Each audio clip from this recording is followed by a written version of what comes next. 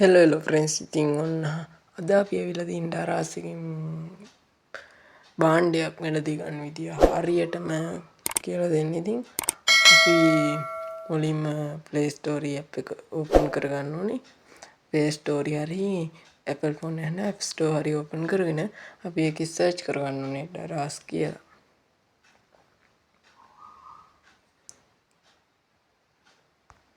හරි ඉතින් ඔන්න සර්ච් කරගත්තා. ඊට පස්සේ අපි මේ ඇප් එක මම ඉතින් ඕපන් කරගෙන මේ ඩවුන්ලෝඩ් කරගෙන තියෙන. ඉතින් ඕගොල්ලෝ ඩවුන්ලෝඩ් කරගන්න. ඊට පස්සේ ඉතින් ඕපන් දීලා අපි ඇප් එකට ගිහිල්ලා බලමු.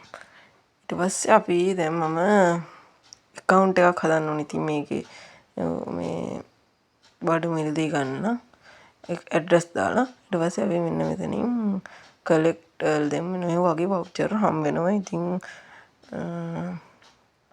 දරස් එකෙන් ඉතින් ඔන්න ඔය වගේ voucher එක ඉතින් collect දෙන්න. ඊට පස්සේ අපි දැන් බඩුවක් order කරලා බලමු. දැන් ඉතින් අපි බඩුවක් මේකෙන් අපි තෝරගමු කොහොලින් බඩුවක් අම්මනේ මිනි Bluetooth speaker කියන එක අපි බලමුකෝ අපි එක. අන්න ඒකට ගිහලා ඊට පස්සේ අපි මෙතනින් reviews කියලා තියෙනවා. ඉතින් අන්න එතනට කියලා reviews බලන්න ඕනේ.